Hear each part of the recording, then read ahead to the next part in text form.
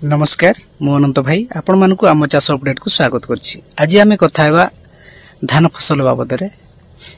हमर जो चासी भाई माने धान रुइबार 18 रु 20 दिन हेलाणी तथापि आपणकर धान गछ वृद्धि हेनी, ता सहित पिलो संख्या बढ़िनी, आपणकर पत्र हलदिया हलदिया देखा जाउची। तो से क्षेत्र में आमे कौ सार व्यवहार कले आमर गछ वृद्धि हेबो, पिलो संख्या बढ़िबो, हलदियापण मध्ये छाडिबो।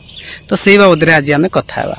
प्रथम आमे जानिबा जे आमर ए जो पिलो संख्या बढ़ुनी, गछ वृद्धि होनी, हलदियापण कोन पय आछि से बाबद रे आमे जानिबा। आपण माने जानि छंती आमर धान फसल रे आपण माने जदी सार अनुसार जैविक खत जदी ठीक भाव रे परिचालना न करिवे तेबे निश्चित भाव रे गछ वृद्धि हेबो नै, आपनकर पिलो संख्या मध्ये कमिबो एवं हलदियापण मध्ये आसीबो। तो सेथि पय हमकु कोन करिया पड़िबो, जेते बेले भी आमे धान फसल करूछे सेते बेले आपण माने सार अनुसार एवं जैविक खत मध्ये सठी भाव रे परिचालना करिवे। तो एबे जदि आपनकर 18 रु 20 दिन भितरे आपनकर पिलो पर्यंत आसीनी, गछ वृद्धि हेनी, हलदियापण अछि, तेबे आपनकर बहुत गुडे सेमती अछि सार, जेमति कि आपनकर सेथिरे पिलो सार सहित आपनकर अनुसार जैविक खत मिक्स करिकि मध्ये विभिन्न प्रकार सार आपन व्यवहार करिकि गछ वृद्धि हेबा सहित आपनकर पिलो संख्या भी बढ़िबो। एमिति बहुत गुडा अछि, बाजार भी मिलुची। तो से भितरु मु गुटे सार आपन को बतै देउची जेटा आपनकर एनपीके 19-19-19 आ गुटे रोची आपनकर एनपीके 20-20-20। एई सार को आपण माने 1 लिटर पानी रे 5 ग्राम हिसाब रे आपण स्प्रे करिवे अपराह्न टाइम रे। ता सहित आपनकर 10 दिन परे आउ थरे ताकू स्प्रे करिवे।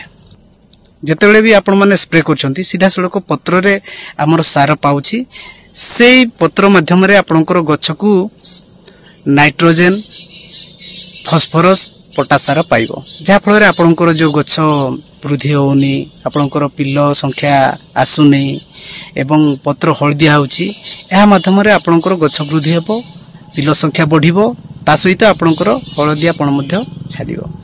तो एई एनपीके 19-19-19 एनपीके 20-20-20 व्यवहार करंतु, निश्चित भाव में आपण माने सफलता पाइबे। आपनकर जो मानकर 18 रु 20 दिन भितर पिलो आसी नै से माने एई सार निश्चित भाव में व्यवहार कर देखंतु एवं सप्ताह मध्य रे एई प्रभाव आसीबो एवं निश्चित भाव में आपण माने व्यवहार कला परे सप्ताह दिन पर देखंतु निश्चित भाव पिलो एवं आपनकर गछ वृद्धि थिबो एवं जो हलदियापण रहउची सेटा मध्ये आपनकर आ फसल रे नथिबो। तो आज ये वीडियो आपण मानकु केमिति लागेला निश्चित भाव में आपण माने मतामत देबे।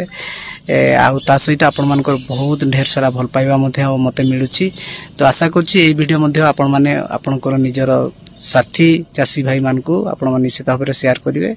तबे आज ये वीडियो को एतकी रे रखिबा। समस्त को धन्यवाद।